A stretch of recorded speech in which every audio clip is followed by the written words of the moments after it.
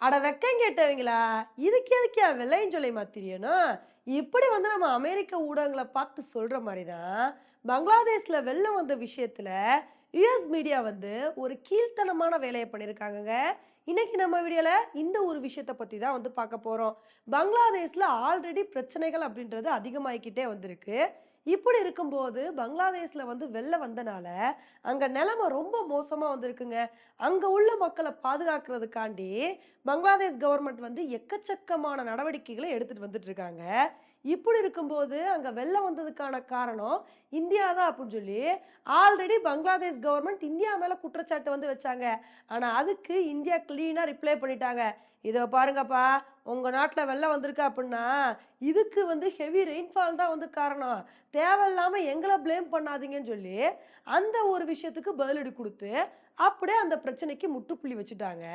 இப்ப இந்த மாரி இந்த பிரச்சனை அடங்கி இருக்கிற சமயத்துல, அமெரிக்க ஊடகங்கள் வந்து எரியிற தீயில எண்ணெய ஊத்துற மாரி ஒரு சில நியூஸ வந்து போட்டுட்டு வந்துட்டு இருக்காங்க.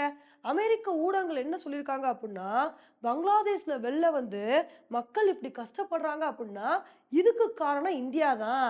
இந்தியா தான் இந்த ஒரு ரெஸ்பான்சிபிலிட்டிய எடுத்துக்கணும்னு சொல்லி, வாய் கூசாம போய் பேசிட்டு இருக்காங்கங்க. இதுலயும் CNN நியூஸ் ரிப்போர்ட்டர் ஒருத்தவங்க வந்து, அந்த பெண் வந்து பார்த்தீங்கன்னா, பங்களாதேஷ்ல உள்ள ஃபெனி அப்படின்ற இடத்துல வந்து படகுல வந்து போய்க்கிட்டு இருந்திருக்காங்க. அந்த மாரி போம்போது என்ன சொல்றாங்க அப்புட்ன்னா, "பாருங்க இங்க எவ்ளோ தூரம் தண்ணி இருக்குன்னு பாருங்க. இங்குள்ள மக்கள்லாம் ரொம்ப கஷ்டப்படுறாங்க. நடக்க முடியாம தண்ணியிலே வந்து நடந்து வந்து போயிருக்காங்க. இங்குள்ள மக்கள் இவ்ளோ தூரம் வந்து கஷ்டப்படுறாங்க அப்புட்ன்னா, இதுக்கு காரணம் இந்தியா தான். ஏன்னா இந்த ஃபெனி அப்படின்ற இடத்துல இருந்து இந்தியன் பார்டர் வந்து ரொம்ப பக்கம் தான். இந்தியால வந்து திரிபுரால உள்ள டேம சொல்லாம கொள்ளாம திறந்து விட்டது தான் இந்த அளவுக்கு இங்க வெள்ளம் வந்ததுக்கான காரணம். இந்த ஒரு விஷயத்துக்கு ரெஸ்பான்சிபிலிட்டிய இந்தியா தான் வந்து எடுத்துக்கணும். இந்தியா ப்ராப்பர் இன்ஃபர்மேஷன் வந்து பங்களாதேஷ் கிட்ட வந்து குடுக்கல. இதனால தான் இவ்ளோ பெரிய வெள்ளம் ஏற்பட்டு, மக்கள் இவ்ளோ தூரம் கஷ்டப்படுறாங்கன்னு சொல்லி, வாய் கூசாம இந்த பெண்மணி வந்து பொய் சொல்லியிருக்காங்கங்க. இத வந்து அமெரிக்க ஊடகங்கள் ஒரு சில பேர் வந்து நியூஸாவும் வந்து போட்டிருக்காங்க. இதுதான் நம்ம எல்லாத்துக்குமே அவ்ளோ பெரிய ஒரு கோபத்த வந்து ஏற்படுத்தியிருக்கு. இப்ப இந்த ஒரு விஷயத்துக்கு தான் நம்ம இந்திய வெளியுறவுத்துறை அமைச்சகம் வந்து அமெரிக்க ஊடகங்களுக்கு சரியான பதிலடி வந்து குடுத்திருக்காங்கங்க. நம்மளோட MEA ஸ்போக்ஸ் பெர்சன் வந்து யுஎஸ் மீடியாவ வெளுத்து வாங்கியிருக்காரு. இதெல்லாம் உங்களுக்கு தேவையா? அமெரிக்க ஊடகங்கள் ஏன் தேவையில்லாம இந்த ஒரு விஷயத்த பத்தி கருத்து தெரிவிக்கிறீங்க? இதுக்கு இந்தியா தான் வந்து காரணம்னு சொல்லி நீங்க எப்படி வந்து சொல்லலாம்? நாங்க ஆல்ரெடி பங்களாதேஷ் கவர்மெண்ட்டுக்கு இந்த ஒரு விஷயத்த பத்தி எக்ஸ்பிளைன் பண்ணிட்டோம். அவங்க கூட எங்க மேல குற்றச்சாட்டு வந்து வச்சிருந்தாங்க. அதுக்கு நாங்க கிளீனா வந்து சொல்லிட்டோம். நாங்கலாம் வந்து டேம வந்து ஓப்பன் பண்ணல. அந்த டேம் வந்து ஒரு குறிப்பிட்ட கட்டத்துல ஆட்டோமேட்டிக்கா ஓப்பன் ஆயிரும். இது மட்டும் இல்லாம அங்க வெள்ளம் வந்தப்ப இந்த டேம் வந்து ஓப்பன் ஆல. இங்க வந்து வெள்ளம் வந்திருக்கு அப்புட்ன்னா, இதுக்கு காரணம் அதிகமான மழைப்பொழிவு தானே தவிர, நாங்க இல்ல அப்புட்ன்னு சொல்லி நாங்க வந்து கிளீனா வந்து சொல்லிட்டோம். இப்படி இருக்கும்போது நீங்க எப்படி எங்க மேல வந்து குற்றச்சாட்டு வந்து வைக்கலாம்? நீங்க என்ன சொல்றீங்க? நாங்க பங்களாதேஷ் கவர்மெண்ட் கிட்ட வந்து இத பத்தி ப்ராப்பர் இன்டிமேஷன் பண்ணல அப்படின்னு வந்து சொல்றீங்க. நீங்க வந்து பார்த்தீங்களா? நாங்க வந்து அவங்கள ப்ராப்பரா இன்ஃபார்ம் பண்ணோமா இல்லையான்னு சொல்லி நீங்க வந்து பார்த்தீங்களா? உங்களுக்கு என்ன தெரியும்னு சொல்லி இந்த விஷயத்துல நீங்க வந்து கருத்து தெரிவிக்கிறீங்க? உங்களுக்கு கருத்து தெரிவிக்கிறதுக்கு என்ன உரிமை இருக்கு அப்படின்னு சொல்லி சாராமாரியான பதிலடி வந்து குடுத்திருக்காருங்க. உண்மையில இந்த ஒரு விஷயத்துல நமக்கே இவ்வளோ கோவம் வரும்போது, அவருக்கு இம்புட்டு கோவம் வராதா? தேவையில்லாம அமெரிக்க ஊடகங்கள் எதுக்கு இந்த மாரி வந்து பண்றாங்க? அது அமெரிக்க ஊடகங்கள் எந்த லட்சணத்துல நியூஸ் போடுவாங்கன்னு சொல்லி நமக்கு வந்து தெரியும்.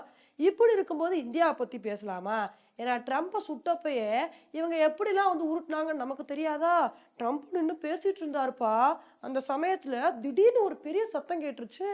என்ன ஆச்சோ தெரியல. உடனே ட்ரம்ப்ப அந்த இடத்துல இருந்து கூப்பிட்டு வந்துட்டாங்கன்னு சொல்லி, இஷ்டத்துக்கு உருட்டுனவங்க தானே இவங்க. இப்ப போய் இந்த மாரி இந்தியா மேல குற்றச்சாட்டு வைக்கலாமா? இப்படிலாம் வந்து வச்சா நாங்க சும்மா இருப்போமா? திரும்ப அடிக்க தானே வந்து செய்வோம். அதனால தான் இந்த ஒரு விஷயத்துல வந்து நம்மளோட இந்திய வெளியுறவுத்துறை அமைச்சகம் வந்து சரியான பதிலடி வந்து குடுத்துருக்காங்கங்க. உண்மையிலே அமெரிக்க ஊடகங்கள பொறுத்தவரைக்கும், ஒரு விஷயம் ஏதாவது ஒரு நாட்டுல நடந்துச்சு அப்படின்னா, இஷ்டத்துக்கு வாய்க்கு வந்தபடி வந்து பேசுவாங்க. அதே ஒரு விஷயம் அவங்க நாட்டுல நடந்துச்சுன்னு வச்சுக்கோங்களேன், நம்ம பாட்டுக்கு கம்முனு இருக்கணும், தெரியாம இருந்துக்கணும்ப்பா. வாய திறந்து எதுவும் பேசவே கூடாதுன்னு சொல்லி, அப்படியே அமைதியா வந்து இருந்துக்குவாங்கங்க. இந்த ஒரு விஷயத்த தான் இதுலயும் வந்து பண்ணியிருக்காங்க. அமெரிக்க ஊடகங்கள் வந்து பங்களாதேஷ்ல நடக்கிற பிரச்சனைக்கு இவ்ளோ தூரம் கொந்தளிச்சு போய் நியூஸ் போடுறாங்களே, இவங்க கிட்ட நம்ம கேட்கிற கேள்வி என்ன அப்படின்னா, அதே மாரி பங்களாதேஷ்ல சிறுபான்மையினரை எதிர்த்து எவ்வளோ தூரம் வந்து தாக்குதல் வந்து நடத்துறாங்க. இவ்வளவு ஏன் உங்க நாட்டுல எக்கச்சக்கமான பேர் வந்து இதுக்கு போராட்டம் பண்ணாங்க. அத பத்திலாம் நீங்க ஏன் வாய திறக்கவே இல்ல? பங்களாதேஷ்ல சிறுபான்மையினர் இவ்ளோ தூரம் பாதிக்கப்படுறாங்க. இவ்ளோ தூரம் தாக்குதல் நடக்குதுன்னு சொல்லி, ஏன் இந்த மாரி நியூஸ் எல்லாம் வந்து சொல்லல? உங்கள பொறுத்தவரைக்கும் உங்களுக்கு எந்த நியூஸ் தேவையோ, அத மட்டும் போட்டுக்குவீங்க. உங்களுக்கு தேவையில்லாத நியூஸ அப்படியே ஒமிட் பண்ணிட்டு போவீங்க. நாங்க வந்து பார்த்துட்டு சும்மா இருக்கணுமா? நீங்க எப்பேர்ப்பட்ட ஆளுன்னு சொல்லிட்டு எங்களுக்கு தெரியாதா? ஆனா இப்ப நடக்கிற விஷயங்கள் எல்லாத்தையுமே பார்க்கும்போது, பங்களாதேஷ்ல நடக்கிற பிரச்சனைக்கும், அமெரிக்காவுக்கும் ஏதோ ஒரு சம்பந்தம் அப்படின்றது மட்டும் கிளீனா வந்து புரியுதுங்க. ஏன்னா இந்த ஒரு விஷயத்த ப்ரூவ் பண்ற மாரி தான், அமெரிக்கா அடிக்கடி ஏதாவது விஷயத்த வந்து பண்ணிட்டு வந்துட்டு இருக்காங்க. கொஞ்ச நாளைக்கு முன்னாடி கூட என்ன ஆச்சு அப்படின்னு வந்து பார்த்தீங்கன்னா, நம்ம பிரதமர் மோடி அவர்கள் வந்து அமெரிக்க அதிபர் ஜோ பைடனுக்கு கால் பண்ணி வந்து பேசியிருந்தாரு. இந்த மாரி கால் பண்ணி பேசினதுக்கான காரணம் என்னன்னா, அமெரிக்காவ பொறுத்தவரைக்கும் பங்களாதேஷ்ல நடக்கிற பிரச்சனைய பத்தி வாய திறக்கவே மாட்றாங்க. அவங்க பாட்டுக்கு இருக்குன்னு தெரியாம இருந்துக்கிறாங்க. அதனால இந்த விஷயத்துல நம்ம சும்மா விடுவோமா? நீங்க வாயவே திறக்கலனாலும், நாங்க உங்கள வீம்புக்கு வந்து வம்பிழுப்போம்ன்னு சொல்லி, நம்ம பிரதமர் மோடி அவர்கள் வந்து பேசியிருந்தாரு. அந்த ஒரு கான்வர்சேஷன்ல என்ன டிஸ்கஸ் பண்ணாங்க அப்படின்னா, ரஷ்யா, உக்ரைன் பிரச்சனைய பத்தியும் டிஸ்கஸ் பண்ணாங்க. அதே மாரி பங்களாதேஷ்ல வந்து சிறுபான்மையினரோட உரிமைகள வந்து பாதுகாக்கணும். குறிப்பா வந்து ஹிந்துஸ வந்து பாதுகாக்கணும்னு சொல்லி, போல்டா நம்ம பிரதமர் மோடி அவர்கள் பேசியிருந்தாரு. ஆனா இத பத்தி அமெரிக்காவோட வெள்ளை மாளிகையில இருந்து, அமெரிக்கா ஊடகங்கள் வரைக்கும் வாயவே திறக்கலங்க. அப்படியே அந்த ஒரு விஷயத்த வந்து அமுக்கிட்டாங்க. அவங்க என்ன மாரி நியூஸ் போட்டாங்க அப்படின்னா, பிரதமர் மோடி அவர்கள் உக்ரைன் விஷயத்த பத்தி தான் வந்து பேசியிருந்தாரு. உக்ரைன்ல அமைதி நிலவணும்னு சொல்லி, பிரதமர் மோடி அவர்கள் நெறைய கோரிக்கைகள் வச்சிருக்காருன்னு சொல்லி, இத பத்தி தான் பேசுனாங்களே தவிர, நம்ம பிரதமர் மோடி அவர்கள் பங்களாதேஷ் பத்தி பேசுனத பத்தி வாயவே திறக்கலங்க. இத பத்தி கேட்டதுக்கு அமெரிக்கா என்ன சொல்லிட்டாங்க அப்புட்ன்னா, பிரதமர் மோடி அவர்களுக்கு பங்களாதேஷ் பிரச்சனை பெரிய பிரச்சனையா வந்து தெரியலாம். அதுக்காண்டி எங்களுக்கு இது பெரிய பிரச்சனையா தெரியணும்னு அவசியம் இல்ல. இந்த பிரச்சனைய பத்தி நாங்க டிஸ்கஸ் பண்ணணும் அவசியம் இல்ல. அதனால தான் இத பத்தி நாங்க வந்து பிரஸ் ரிப்போர்ட்ல வந்து போடலன்னு சொல்லி, ரொம்ப அசால்ட்டா வந்து சொல்லிட்டாங்க. இவ்ளோ தூரம் வந்து பாருங்க, அமெரிக்கா எந்த அளவுக்கு வந்து கன்னிங்கா வந்திருக்காங்கன்னு சொல்லி. இப்ப நடக்கிற விஷயங்கள பார்க்கும்போதே வந்து கிளீனா தெரியுது. பங்களாதேஷ்ல நடக்கிற பிரச்சனைக்கும், அமெரிக்காவுக்கும் நெறைய கனெக்ஷன் இருக்குன்னு சொல்லி. ஏன்னா, பங்களாதேஷோட முன்னாள் பிரதமரான ஷேக் ஹசீனாவும் கிளீனா ஒரு குற்றச்சாட்டு வந்து வச்சிருந்தாங்க. நான் மட்டும் வந்து அமெரிக்காவுக்கு சப்போர்ட் பண்ணியிருந்தேன் அப்புட்ன்னா, ஆட்சியில வந்து என்னால இருந்திருக்க முடியும். நான் அவங்கள எதிர்த்துட்டேன். அதனால தான் இப்ப இந்த நிலைமையில இருக்கேன் அப்புட்ன்னு சொல்லி, ரொம்ப கிளீனா வந்து சொல்லியிருந்தாங்க. அந்த ஒரு விஷயத்த மறுத்து மட்டும் அமெரிக்க ஊடகங்கள் வந்து பேசியிருந்தாங்க. எப்படி ஷேக் ஹசீனா இந்த மாரி வந்து சொல்லலாம்? இத வந்து ஏத்துக்க முடியாதுன்னு சொல்லி, அமெரிக்காவோட வெள்ளை மாளிகை வந்து விளக்கம் வந்து குடுத்திருந்தாங்க. இப்படிலாம் வந்து இருக்கும்போது, எல்லா விஷயத்துலயும் கரெக்ட்டா இருக்கணுமா இல்லையா? பங்களாதேஷ் விஷயத்த பத்தி மட்டும் வாயவே திறக்க மாட்டீங்க. இதே இந்தியா மேல பழிய தூக்கி போட மட்டும் உங்களுக்கு நல்லா தெரியும். எப்படி பாஸ் உங்கனால மட்டும் இப்படி இருக்க முடியுது அப்படின்றது தான் நம்மளோட கேள்வியா வந்திருக்குங்க. உண்மையிலே இப்ப நடக்கிற விஷயங்கள்லாம் வந்து பார்த்தா, அமெரிக்கா கிட்ட கொஞ்சம் இந்தியா உஷாரா தாங்க வந்து இருக்கணும்.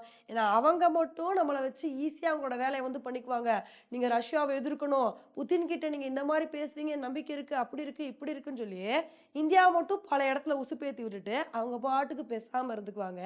ஆனா இப்ப நம்ம இந்தியாவ பொறுத்தவரைக்கும், நம்மளோட நிலைப்பாடுல தெளிவா வந்திருக்கோம். நீ ரஷ்யாவுக்கு எதிரினா இருந்துக்க. அதுக்காண்டி நாங்க இருக்கணும்னு அவசியம் இல்ல. எங்களோட நிலைப்பாடு இதுதான். இத தான் நாங்க ஃபாலோ பண்ணுவோம்னு சொல்லி, வெட்டு 1 துண்டு 2ன்னு சொல்லி, கிளீனா சொல்லிட்டு வந்துகிட்டே வந்திருக்கோம். இனிமேலாவது அமெரிக்கா திருந்துறாங்களா அப்படின்றத பொறுத்து வந்து பார்க்கலாம். ஓகே ஃப்ரெண்ட்ஸ், இந்த ஒரு விஷயத்த பத்தி நீங்க என்ன நினைக்கிறீங்க அப்படின்றத என்னோட கமெண்ட் செக்ஷன்ல வந்து போடுங்க. இதே மாரி இன்னொரு வீடியோல உங்கள வந்து மீட் பண்றேன்.